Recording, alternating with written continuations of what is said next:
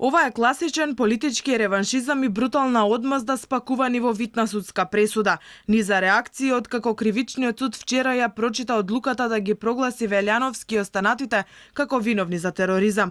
Трајко Велјановски осуден без никаква вина. Вашата осудителна пресуда е политичка, пишува новинарот Бранко Героски.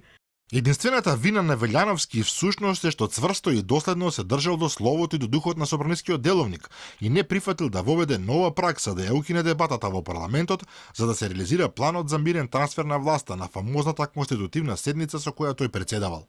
Трајков всушност е виновен што не се согласил да го прекрши деловникот. За судот уште еднаш клучен доказ беше сведочењето на Александар Василевски Нинџа, дежурниот сведок на обвинителството, чии сведочења неколку пати беа контрадикторни и се косеа едни со други, бидејќи тој по неколку пати ги менуваше исказите. Тој е жртва на едно лажно сведочење на сведок чија роља во овој процес е демаскирана и сведокот успешно и уверливо е дискредитиран. Па дури и тоа сведочење да е точно, на никој начин не го поврзуваат обвинетиот со активности кои може да се доведат во врска со битието на кривичното дело терористичко загрозување на уставниот поредок и безбедноста. Реагираше и ВМРО ДПМН. Според партијата, одлуката на судот е темпирана и планирана пресуда, која има за цел да создава стравка и политичките непријатели на Зоран Заев, а со тоа целосно се руши демократијата во Македонија.